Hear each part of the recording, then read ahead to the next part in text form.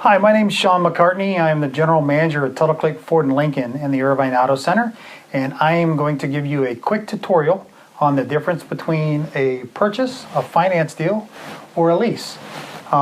If you're someone of my age, you were probably raised with your parents telling you if you couldn't afford to pay for it, you shouldn't get it.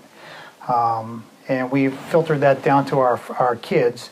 And being in the car business for 30 years, I've heard so many customers, when you even try to broach the subject of leasing the vehicle to make it more affordable to them, they're like, oh, no, I can't do that. My dad told me if I can't afford to pay cash for it or finance it, not to buy it. So I'm going to break down a traditional finance deal as opposed to the exact same numbers on a lease, and just show you where you might have some misconceptions or some misunderstandings. Leasing isn't for everyone, but if it is for you, you should at least know the option.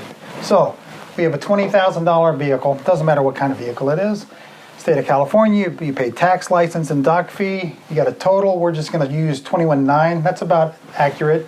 At a 4.9 interest rate, you will pay principal and interest, a term that you're all familiar with, principal and interest, on this $21,900 for a payment for 60 months at $412 a month. Pretty simple. You've bought cars before, you understand the structure of this. If you've borrowed money, you understand this structure. It's pretty basic. So let's take this same car and transpose it over to a lease.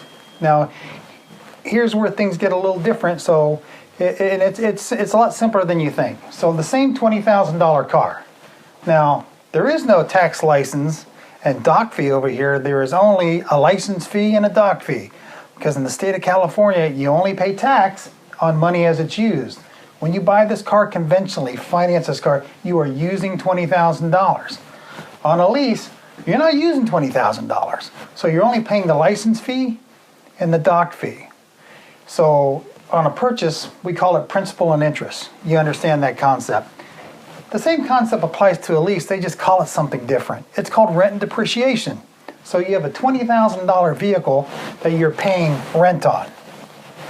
Here's where the lease becomes an advantage to you if you are hunting for a payment.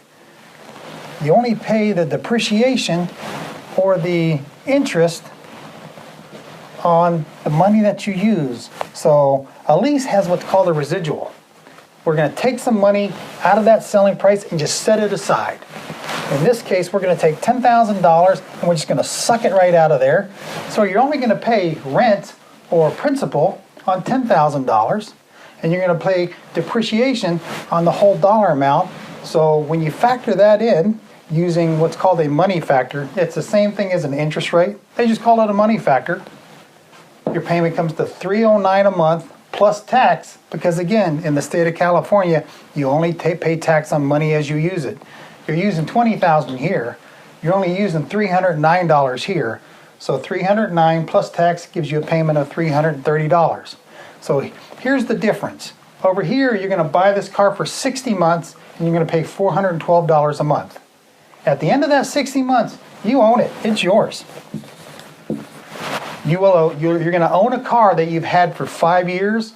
State of California, driving on the freeways out here. How many miles are you going to put on that car? So you're going to own a 5-year-old car with 100,000 miles on it, at least. What's that car worth now?